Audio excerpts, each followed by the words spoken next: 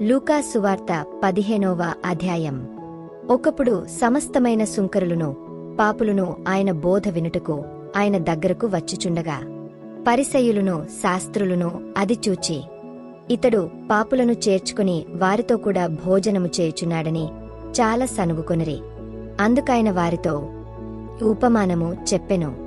మీలో ఏ మనుష్యునికైనను 100 గొర్రెలు కలిగయుండగా వాటిలో ఒకటి తప్పిపోయినేడలా అతడు 99 అడవిలో విడిచిపెట్టి తప్పిపోయినది దొరకువరకు దానిని వెదక వెళ్ళడా?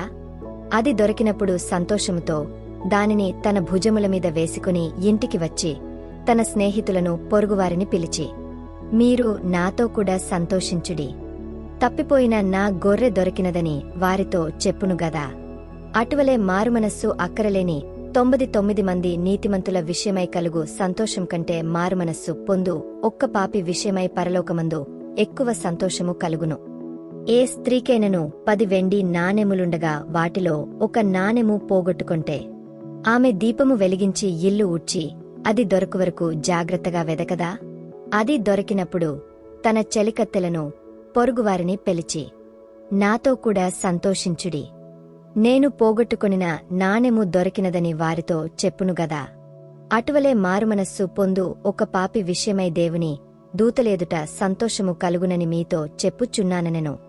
మరియు ఆయన ఇట్లనెను, ఒక మనుష్యునికి 2 కుమారులుండిరి.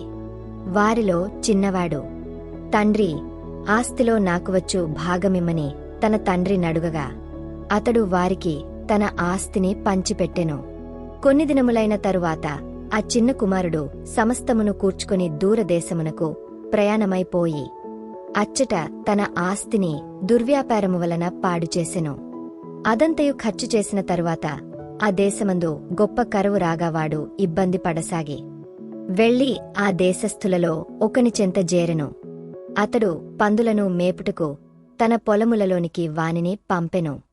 వాడు పందులు తిను పొట్టుతో తన కడుపు నింపుకొన ఆశపడెనుగాని ఎవడును వాని కేమియు ఇయ్యలేదు. అయితే బుద్ధి వచ్చినప్పుడు వాడు, నా తండ్రి యొద్ద ఎంతోమంది కూలివాండ్రుకు అన్నము సమృద్ధిగా ఉన్నది, నేనైతే ఇక్కడ ఆకలికి చచ్చిపోవు చున్నాను. నేను లేచి నా తండ్రి యొద్దకు తండ్రి, నేను పరలోకమునకు విరోధముగాను నీ ఎదుటను పాపము చేసితిని, ఇకమీదట నీ కుమారుడనని అని పించుకొనుటకు యోగ్యుడను కాను. నన్ను నీ కూలి వారిలో ఒకనిగా పెట్టుకొనుమని అతనితో చెప్పుదుననుకొని లేచి తండ్రి యొద్దకు వచ్చెను. వాడింక దూరముగా ఉన్నప్పుడు తండ్రి వానిని చూచి కనికరపడి పరుగెత్తి వాని మెడమీదపడి ముద్దు పెట్టుకొనెను. అప్పుడు ఆ కుమారుడు అతనితో, తండ్రి, నేను పరలోకమునకు విరోధముగాను నీ ఎదుటను పాపము చేసితిని, ఇకమీదట నీ కుమారుడనని అనిపించుకొనుటకు యోగ్యుడను కాననెను. అయితే తండ్రి తన దాసులను చూచి ప్రశస్త వస్త్రము త్వరగా తెచ్చి వీనికి కట్టి వీని చేతికి ఉంగరము పెట్టి పాదములకు చెప్పులు తొడిగించుడి, క్రొవ్విన పశువును తెచ్చి వధించుడి, మనము తిని సంతోషపడుదము. ఈ నా కుమారుడు చనిపోయి మరల బ్రతికెను, తప్పిపోయి దొరకెనని చెప్పెను. అంతట వారు సంతోషపడసాగరి. అప్పుడు అతని పెద్ద కుమారుడు పొలములో ఉండెను. వాడు పొలము నుండి వచ్చుచు ఇంటి దగ్గరకు రాగా వాద్యములును నాట్యమును జరుగుట విని దాసులలో ఒకని పిలిచు ఇవి ఏమిటని అడుగగా ఆ దాసుడు అతనితో, నీ తమ్ముడు వచ్చియున్నాడు, అతడు తన యొద్దకు సురక్షితముగా వచ్చినందున నీ తండ్రి క్రొవ్విన పశువును వధించెననెను. అయితే అతడు కోపపడి లోపలికి వెళ్లనొల్లకపోయెను గనుక అతని తండ్రి వెలుపలికి వచ్చి లోపలికి రమ్మని బతిమాలుకొనెను.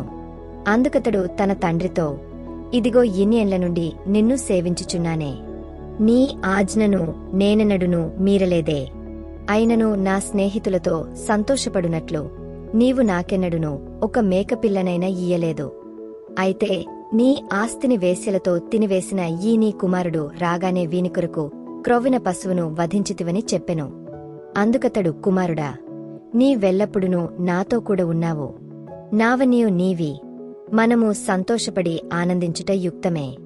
ఈ నీ తమ్ముడు చనిపోయి తిరిగి బ్రతికెను, తప్పిపోయి దొరికెనని అతనితో చెప్పెను.